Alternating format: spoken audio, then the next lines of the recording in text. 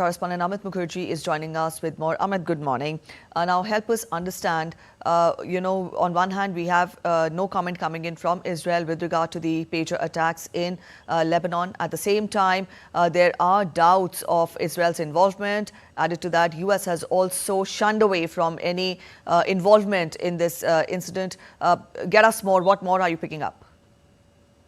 Well, Preeti, at the outset, let me just tell you whether anybody has claimed responsibility for this or not. But this definitely has sent shockwaves amongst the Hezbollah cadres as well as in Lebanon, and it was indeed an unprecedented strike. For the first time, this kind of a strike has happened, and it has been in terms of both nature and scale.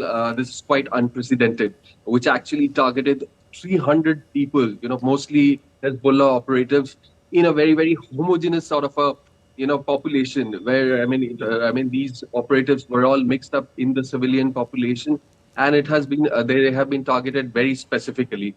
And if you look at it, 9 people so far have been killed, out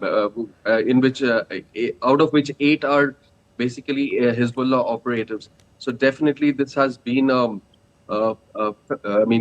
it's an overwhelming operation. And if you just put things into context, the Hezbollah has been launching severe strikes in the northern part of Israel, and it was the Israel's prime objective to bring this to an halt. In fact, to kind of evacuate all the residents of Israel who were actually stuck in the northern part of Israel. They had to be evacuated, and by virtue of this operation, it seems that they have been able to make major dent in the Hezbollah planning, and following which those nearly 50,000 Israelis have been evacuated from the northern part of Israel.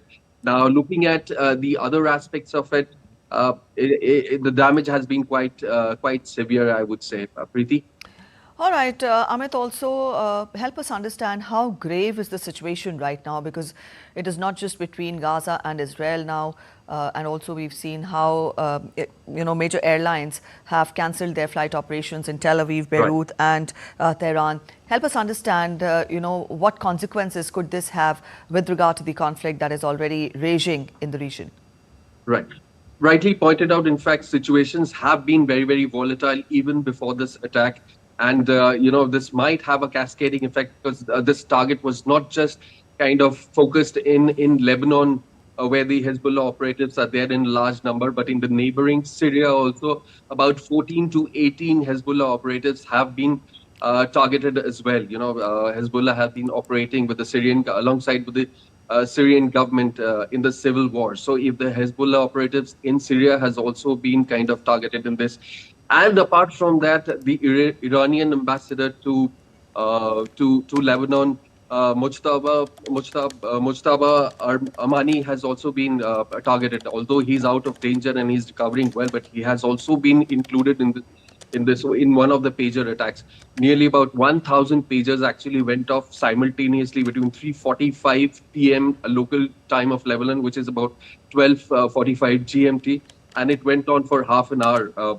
More than 300 people, 3,000 people were actually injured in this attack. So, considering the fact that it has spilled beyond Lebanon and it has Iranian angle to it as well as Syrian angle to it, so the scope of this, the outfall would be beyond Lebanon. And in fact, things have already been volatile in this region. If you talk about the Middle East region. And it has got a fair chance to escalate further. Preeti? All right, Amit, we leave it here. Thank you so much for joining in with those details. All right,